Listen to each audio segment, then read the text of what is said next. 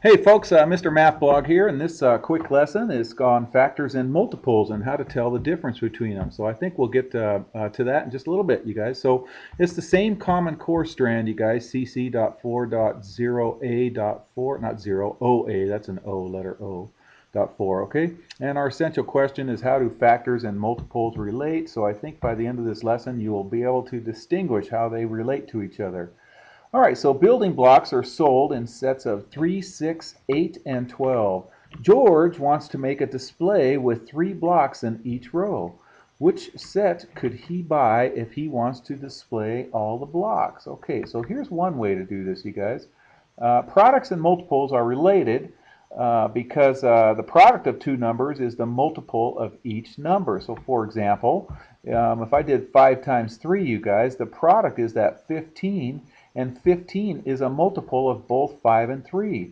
Okay, and you're kind of thinking, yeah, I sort of get it. Well, multiples of 3 are just, here's 3 times 1, 3 times 2, 3 times 3, 3 times 4. So 3, 6, 9, 12, 15, 18, 21, 24, 27, 30. There's the first 10 multiples of 3.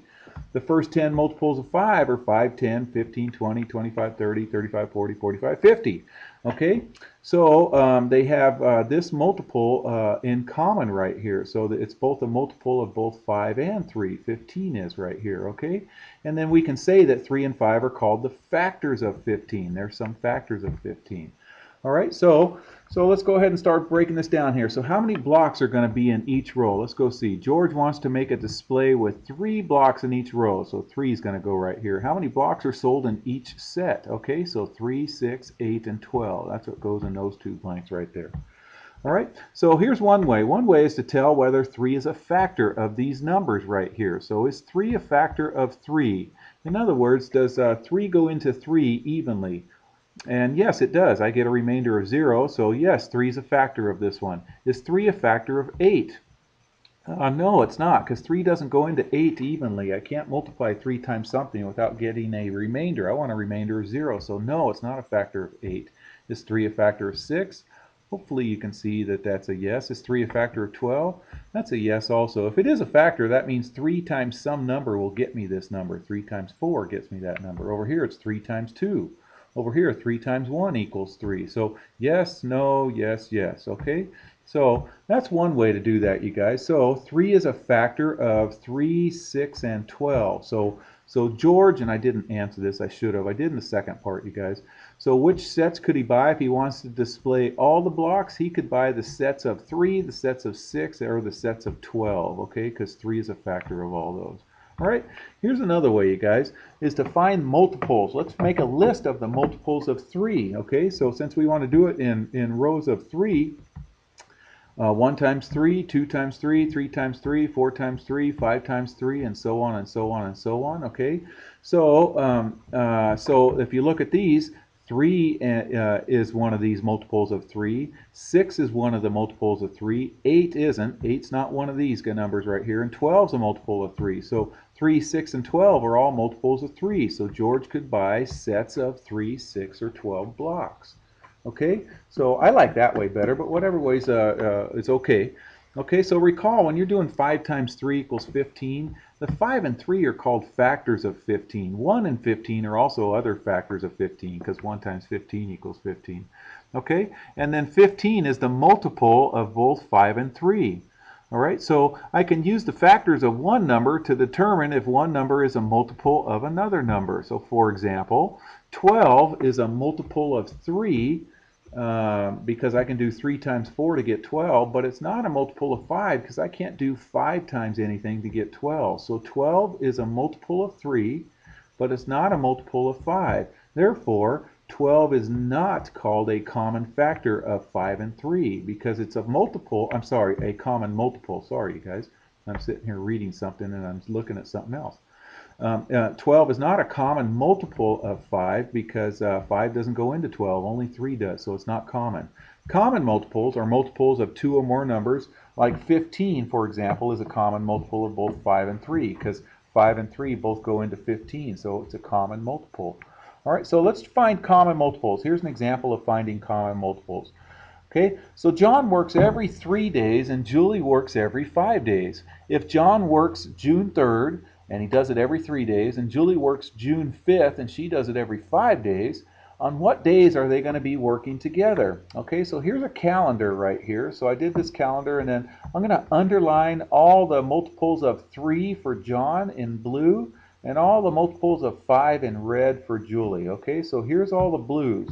Okay, 3 times 1, 3 times 2, 3 times 3, 3 times 4. Or you can just keep adding 3, you guys. Okay, it's good to know how to count by threes too, also, you guys. 3, 6, 9, 12, 15, 18, 21, 24, 27, 30.